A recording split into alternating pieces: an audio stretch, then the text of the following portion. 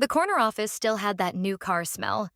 I traced my fingertips along the mahogany desk, my desk now, watching the sunrise paint downtown in shades of amber. After 15 years of fluorescent-lit cubicles, I'd finally made it. Executive Director of Operations. The brass nameplate caught the light. Naomi Parker. I smoothed my blazer and practiced my power pose in the floor-to-ceiling windows, just like I'd done every morning this week. "Good morning, team," I whispered to my reflection. "Let's crush these quarterly projections." My phone buzzed. A text from Simone.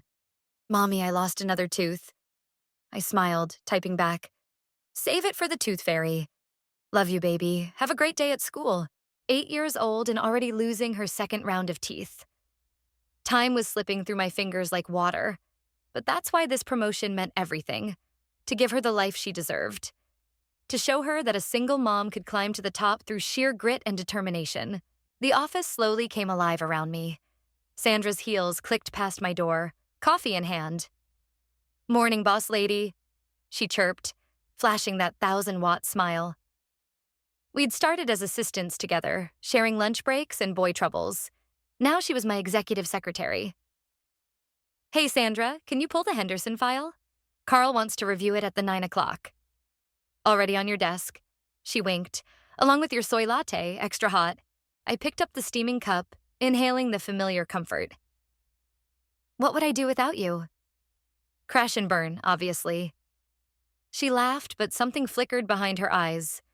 Gone so fast I almost missed it. The morning flew by in a blur of meetings and conference calls. At 11:30, I swiped my keycard at my office door. Denied. I frowned, trying again. The red light blinked mockingly. "Sandra?" I called out. No answer. Her desk was empty, coat gone. My phone pinged. The subject line made my stomach drop. "Immediate suspension of employment. Confidential." The words swam before my eyes. "Pending investigation into serious allegations. Access temporarily restricted. Maintain strict confidentiality. HR exit interview scheduled." I stood there, frozen as people hurried past. Their whispers felt like needles on my skin. My phone buzzed again. "Carl." "My office, now."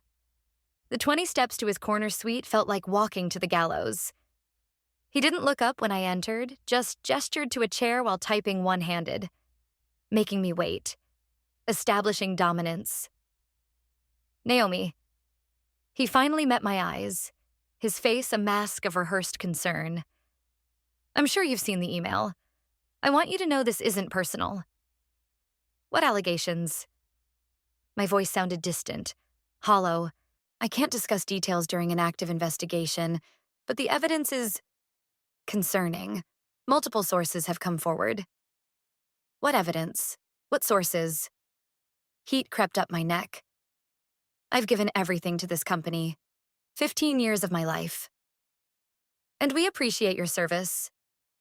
His tone dripped with false sympathy. "Security will escort you out. Please don't contact any employees during the investigation." The floor tilted beneath me. "Carl, please. I'm a single mom. I have a mortgage, tuition payments. You should have thought about that before." His mask slipped for just a moment, revealing something ugly underneath. Something that had been there all along. Security appeared in the doorway.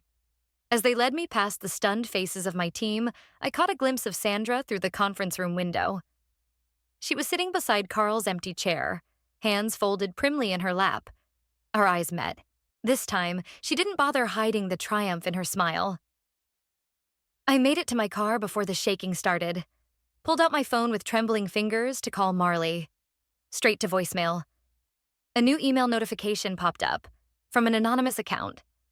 The attachment was a photo, clearly taken through my office window this morning. Me, practicing my power pose, looking ridiculous and small against the sunrise. The caption read, "Did you really think you belonged up here with us?" I gripped the steering wheel until my knuckles went white, mind racing through every conversation, every meeting, every late night working side by side with people I'd trusted. How long had they been plotting this? What else had I missed? One thing was crystal clear. They had no idea who they were dealing with, and they were about to learn. I sat in my car until the sunset bled into darkness, watching employees trickle out of the building. Each familiar face felt like another knife in my back. Sandra left at exactly 5:15, chatting and laughing with the accounting team like it was any other Tuesday. Like she hadn't just helped destroy 15 years of my life. My phone had been buzzing nonstop. Missed calls from my mom, texts from confused coworkers, another voicemail from Simone's after-school program wondering why I was late. I'd managed one coherent call to ask my neighbor to pick her up. Thank God for Carol's endless casseroles and emergency childcare. When my screen lit up with Marley's name, I almost didn't answer, but I needed my best friend more than my pride right now. Where have you been? My voice cracked. I've been calling all day. I know. I'm so sorry. I was in depositions. Marley's lawyer voice softened. I just heard. Are you okay? No. I'm sitting in the parking garage like some crazy person, watching everyone leave like nothing happened. Like they didn't just... I couldn't finish. Come over now. I've got wine and leftover pad thai. I can't. Simone? Is fine with Carol for another hour. You need to process this with someone who isn't 8. 20 minutes later, I was curled on Marley's couch, ugly crying into a wine glass while she paced in her power suit. It has to be about the Morgan account, she said. The timing's too perfect. I wiped my eyes. What do you mean? Think about it. You closed the biggest deal of the quarter, Carl takes you to that celebration dinner last month, and suddenly you're being investigated? After he... She stopped short. My stomach churned. After he what? Marley sat beside me, choosing her words carefully. People talk, Naomi, about how he acts around female executives, the late-night meetings, the mentoring dinners. No. I shook my head. That dinner was strictly professional. He never... But memory fragments started clicking into place. The way his hand lingered on my lower back. How he kept refilling my wine glass. The suggestion that we continued the discussion at his penthouse. I shut him down, I whispered. Told him I needed to get home to Simone. He seemed fine about it. Men like Carl don't handle rejection well, especially from women they've invested in. My phone buzzed. Another anonymous email. Check your personal drive. Thought you should see what your friend Sandra's been up to. Marley leaned over my shoulder as I opened the attachment. Screenshots of emails between Sandra and Carl, dating back months, planning meetings I was never invited to, discussions about my leadership style and concerns about judgment. Sandra volunteering to document incidents. That backstabbing little... Marley caught herself. Sorry, not helpful. But the betrayal went deeper than Sandra's ambition. These emails revealed a systematic dismantling of everything I'd built. Projects reassigned, credit redirected, a paper trail painting me as unstable, aggressive, difficult to work with. Look at the timestamps, Marley pointed. She was sending these at night from your office using your computer. The photo from this morning made horrible sense now. They'd been watching, waiting for the perfect moment to strike. I trusted her. My voice was barely audible. She was at Simone's birthday party last month, for God's sake. Marley squeezed my hand. What are you going to do? I stared at the emails until the words blurred. Thought about Simone's gap-toothed smile this morning, when everything still made sense. About the mortgage payment due next week. About 15 years of sacrificed weekends and missed recitals, all gone in a single email. They think I'll go quietly, I said finally. File for unemployment, maybe get a mid-level job somewhere else. Start over at 40 with my tail between my legs. But they forgot something important. I pulled up my personal email, the one they couldn't monitor. Started typing. What's that? I kept receipts. My fingers flew across the keyboard. Every inappropriate comment. Every sketchy financial decision. Every time Carl made a female employee cry in his office. I documented everything. Naomi. Marley's lawyer instincts kicked in. Be careful. They have resources, connections. So do I. I hit send on the email to Jaden, my old law school friend. And unlike them, I have nothing left to lose. My phone buzzed one last time. A message from an unknown number. Watch your back. This goes deeper than you know. I smiled for the first time all day. Count on it. The office building looked different at midnight. Emptier, hungrier. I pulled my coat tighter, fighting the urge to check over my shoulder as I swiped Carol's keycard. Borrowed, while she was busy making Simone dinner. Maintenance staff rarely triggered security alerts. The elevator hummed, each floor bringing me closer to what I needed. My old office would be locked, but Sandra never changed her desk computer password. Still used her cat's birthday, just like when we were assistants sharing Diet Cokes and dating horror stories. The security light blinked green. I held my breath, waiting for alarms that never came. Moonlight filtered through the windows, turning familiar shapes into looming shadows. I'd walked this path thousands of times, but never felt like an intruder before. Never felt my heart thundering against my ribs with each step. A light flickered in the break room. I froze. Just the coffee maker, I whispered. Get it together. Sandra's desk was exactly as I remembered. Family photos, inspirational quotes, that stupid ceramic unicorn I'd bought her last Christmas. My fingers trembled as I wiggled her mouse, waking the screen. Password prompt. I typed, Princess 317. Access granted. You always were predictable, Sandra. So were you. I spun around. Sandra stood in the doorway, arms crossed. Still wearing today's outfit, makeup perfect despite the hour. Like she'd been waiting. How did you? Building security alerts for after-hours access. She held up her phone. I knew you'd try something like this. You're nothing if not desperate. My mouth went dry. Desperate? You're the one forging my signature on documents. Yeah, I saw you last week. Through this very window. Something flickered across her face. Surprise? Fear? But her voice stayed steady. I don't know what you think you saw, but save it. I pulled up her email. I have proof. The late-night meetings with Carl, the fake performance reviews, the whole systematic takedown you orchestrated while pretending to be my friend. Friend? She laughed, but it sounded hollow. Is that what you thought we were? While you climbed the ladder and left me behind? While you got promotion after promotion because Carl couldn't keep his eyes off you? That's not... You really don't get it, do you? She stepped closer. I worked just as hard, stayed just as late, but you had something I didn't. That perfect mix of talent and tragedy. The struggling single mom everyone wanted to champion. My hands clenched. I earned everything I have. Had, she corrected. Past tense. And now you're breaking and entering like some common criminal. What would Simone think?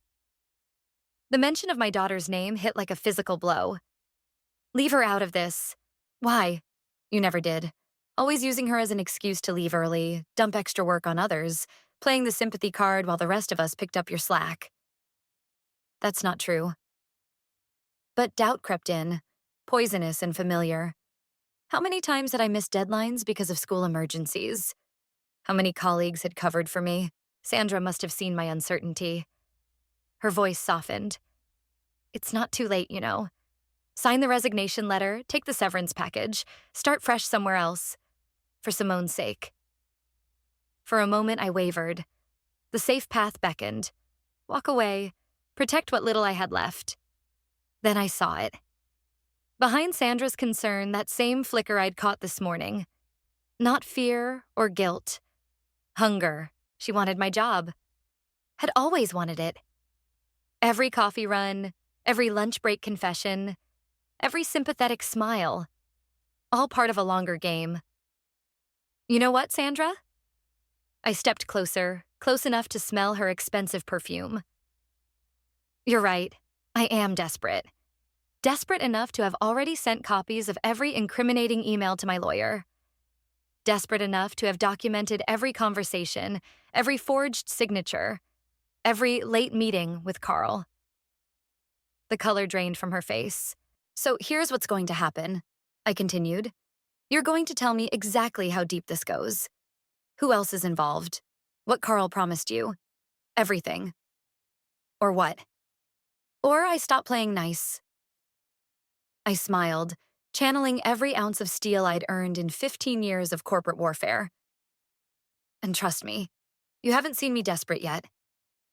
She stepped back. Carl said you'd try something like this. Said you'd threaten. Carl? I leaned forward. What exactly did Carl say? But Sandra was already running, heels echoing down the empty hallway, leaving her computer unlocked. I sat at her desk, heart pounding, started reading. What I found made my blood run cold. This wasn't just about my job. This wasn't even about Carl. This was about money. Millions of it. And a paper trail that led straight to my digital signature. The corner cafe was empty except for me and my laptop, spreadsheets reflecting in my third cup of coffee.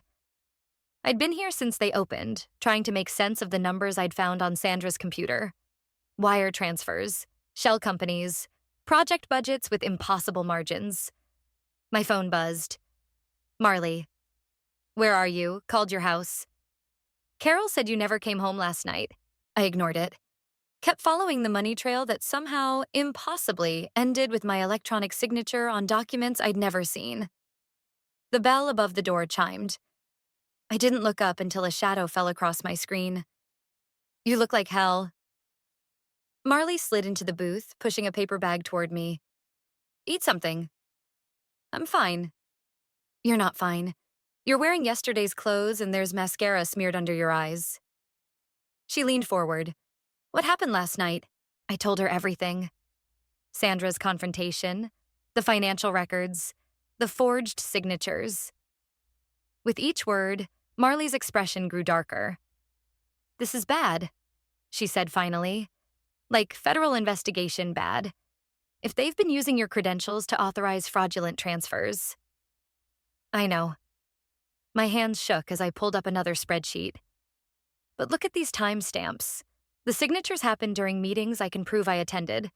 Security badges, phone records, which means someone had access to your login credentials. Marley's eyes widened. Someone like your executive secretary, who just happened to be having secret meetings with Carl for months. The pieces were falling into place. They needed someone with authority to sign off on transfers. Someone whose signature wouldn't raise red flags. Someone they could frame when it all fell apart. Marley's lawyer voice took over. You need to go to the FBI. With what? Screenshots I stole in the middle of the night? I laughed bitterly. They've already painted me as unstable. This would just prove it. Then what's your plan? Before I could answer, my phone lit up. A text from an unknown number.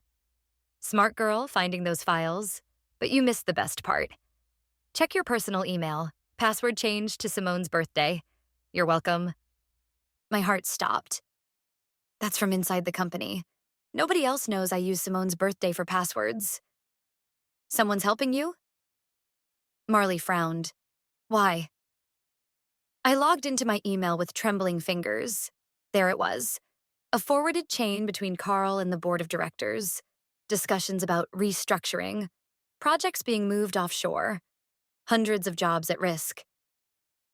They're gutting the company, I whispered, using my signature to hide the money trail while they dismantle everything. Classic corporate raid. Marley's voice was grim. They get rich, workers get screwed, and you take the fall. My coffee went cold as we read. The scope was staggering. Not just my department, but the entire company. Thousands of families about to have their lives upended. I have to stop this. Naomi, these are my people, Marley. I hired them, trained them, promised them they had futures here. My voice cracked. I can't let them destroy everything we built. It's not your responsibility. Yes, it is. I straightened my shoulders. Because they chose me as their scapegoat. That makes it my fight. Marley studied me for a long moment. What do you need? Access to company servers, financial records, everything they tried to bury. I took a deep breath. I need to talk to Jaden. The evidence has to be bulletproof, she warned. These people won't hesitate to destroy you. They already tried. I closed my laptop. Now it's my turn. My phone buzzed again. Sandra, we need to talk. Please, there's more you don't know. Don't answer that, Marley said sharply. It's probably a trap. But something in Sandra's message felt different. Desperate. Like she was finally realizing exactly what she'd helped set in motion. I started typing, tomorrow, 8 a.m., you know where. What are you doing? Marley demanded. Getting answers. I stood up, gathering my things. And maybe finding out who our mysterious helper is. This is crazy. You're walking into a trap? Probably. I managed a tired smile. But sometimes you have to step into the trap to spring it. As if on cue, another text arrived. Carl this time. Heard you had an interesting night. Let's discuss your future with the company. My office 9 a.m. tomorrow. I showed Marley the message. See? The trap is already set. And you're just going to walk right in? No. I felt the familiar fire returning, burning away the exhaustion. I'm going to tear it apart from the inside. I stood in Simone's doorway at 3 a.m. watching her sleep. Her stuffed giraffe was tucked under one arm, math homework scattered across her desk. The sight of her multiplication tables made my throat tight. When had she started learning multiplication? How many moments had I missed, buried in late meetings and quarterly reports? My phone vibrated. Sandra. Can't sleep? Meeting still on? I typed back, yes? Then, after a pause, come alone. Always do, she replied. The words felt heavy with meaning. Simone stirred, mumbling in her sleep. I wanted to wake her, hold her, tell her everything would be okay. Instead, I quietly gathered her homework into a neat pile, smoothed her blanket, and slipped away. The pre-dawn air was sharp with autumn when I pulled into the park. Our spot, mine and Sandra's, where we used to meet for morning runs before life got complicated, before ambition and betrayal poisoned everything. She was already there, sitting on our usual bench. No designer suit today, just running clothes and messy hair. She looked young, scared. Didn't think you'd come, she said as I sat beside her. Almost didn't. Silence stretched between us, heavy with unspoken words. A jogger passed, breath fogging in the cold. They'll kill the pension plan first, Sandra finally said. That's always step one in these takeovers. Then the layoffs start, department by department, right before Christmas. Why are you telling me this? Because I didn't know. Her voice cracked. When Carl approached me, it was just supposed to be about your job. Get you out, move me up, simple corporate backstabbing. She laughed bitterly. I didn't realize I was helping them destroy everything. But you kept helping anyway. They have things on me too. Mistakes I made, lines I crossed. She wrapped her arms around herself. Once you're in, there's no getting out. There's always a choice. Is there? She turned to face me. What about Simone? What happens to her if you keep fighting this? If you end up in jail because they pin the fraud on you? The question hit like a physical blow.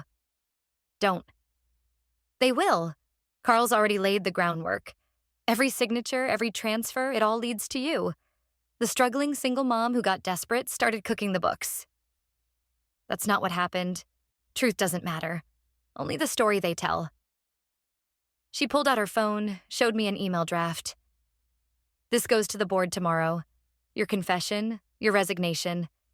Take the fall, walk away with a severance package. Enough to start over somewhere else. My hands clenched. And everyone else just loses everything?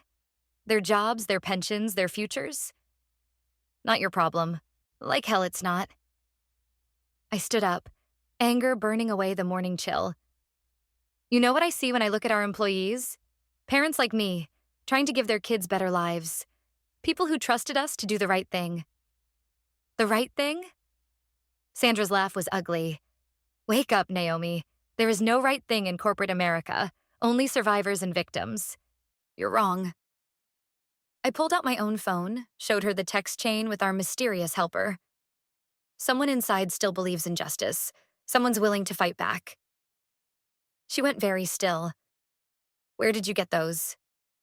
Why? Know something about them? You need to delete those. Now. Real fear crept into her voice. If Carl finds out what? That someone's exposing his scheme? That not everyone's willing to be his puppet? That I... She stopped short, color draining from her face. And suddenly I knew. It was you. You sent me those files. Naomi, you're playing both sides, helping them set me up while feeding me evidence. The pieces clicked into place. Why? She stood up, backing away. I have to go. Sandra, wait. She took a shaky breath. Check your email at exactly 8:45, during your meeting with Carl. And whatever you do, don't let him see your reaction. She turned and ran, leaving me alone with the rising sun and a decision to make. My phone buzzed again, Marley reminding me about Carl's meeting, about everything we'd planned. But Sandra's warning changed things. 8:45. What would I find in that email? And more importantly, who else knew about it? I looked at my watch. 2 hours until my meeting with Carl. 2 hours to decide if I trusted Sandra's warning or stuck to my original plan. 2 hours to choose between justice and survival. Carl's office felt smaller than I remembered.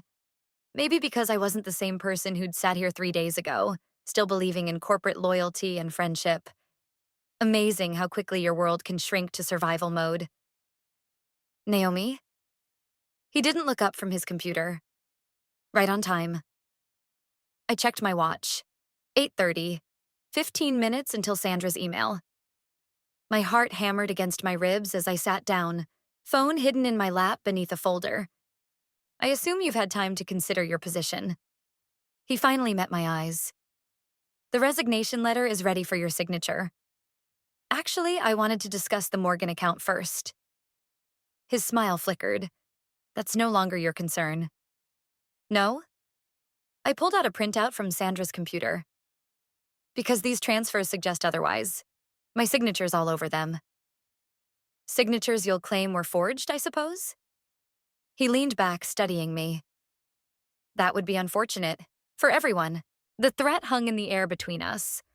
I thought of Simone's homework scattered across her desk, of Sandra running away in the dark, of thousands of families about to lose everything. You know what's interesting about electronic signatures? I kept my voice steady.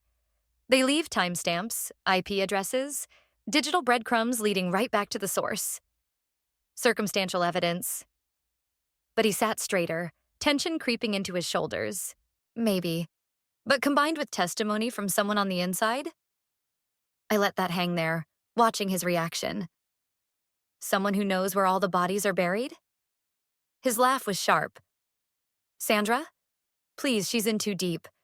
One word from her and certain indiscretions become public knowledge. I wasn't talking about Sandra. 8:40. 5 minutes until whatever was coming. I wiped my sweating palms on my skirt, praying my poker face held. Carl's phone buzzed. He glanced at it, frowning. Excuse me. He stepped into his private bathroom, closing the door. 8:43. My hands shook as I opened my email. 8:44. Nothing. 8:45. The message appeared. Check Carl's bottom desk drawer, the one with the broken lock. Hurry! I glanced at the bathroom door. Water was running. Heart in my throat, I crept around his desk. The drawer slid open silently. Inside, a manila envelope labeled insurance. My fingers trembled as I pulled out the contents. Photos. Dozens of them. Women from the company in compromising positions. Some clearly taken without consent. Names and dates written on the backs. But it was the last photo that stopped my breath.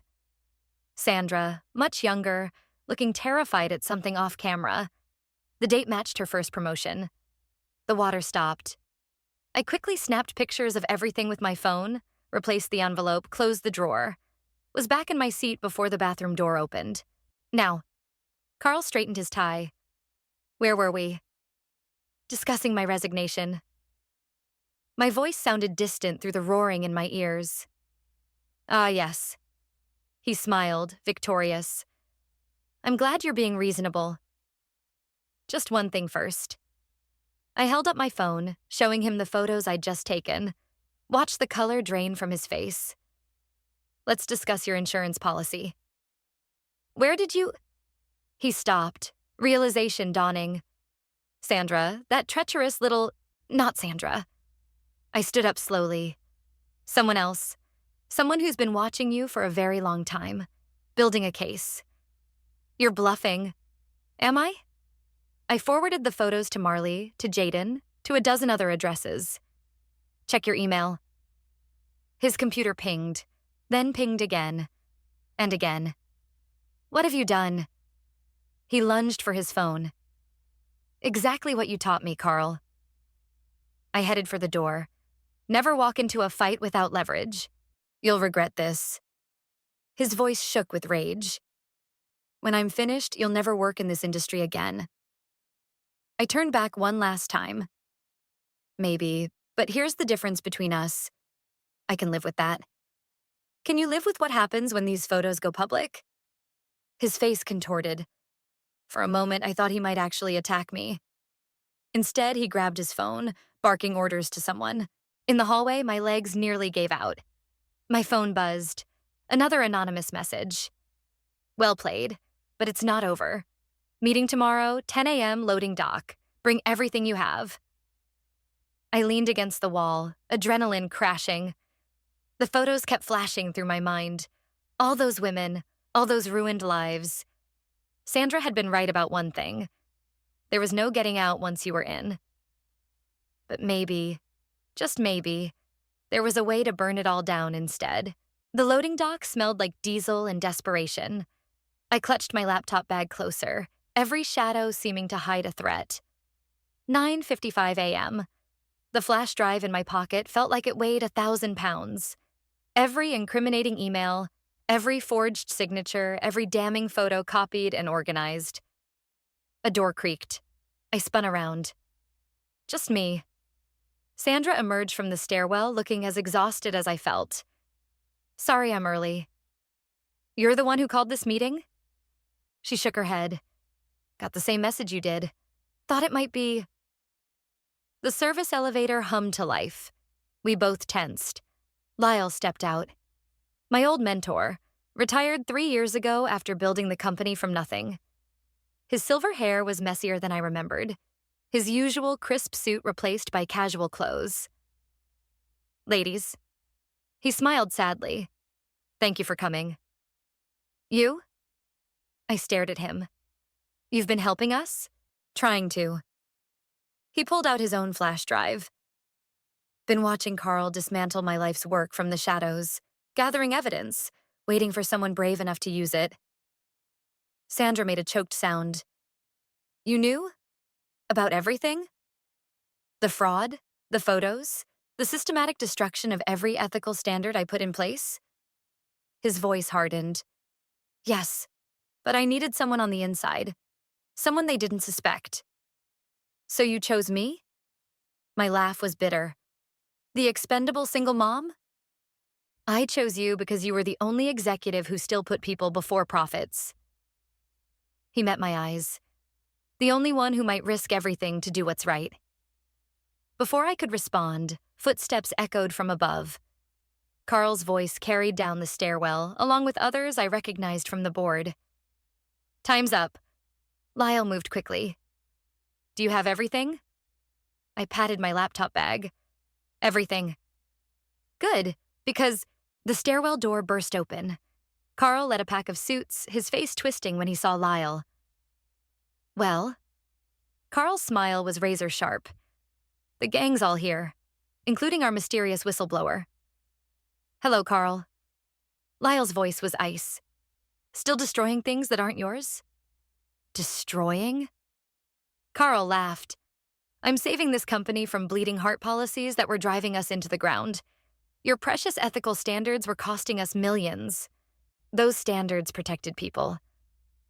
I stepped forward. Real people, with families and futures. Please. Carl rolled his eyes. Save the working class hero speech. You're just another ambitious climber who got caught with her hand in the cookie jar. That's your story. I pulled out my phone. Want to hear mine? About systematic fraud and sexual exploitation? About how you and your board cronies engineered a hostile takeover using forged documents?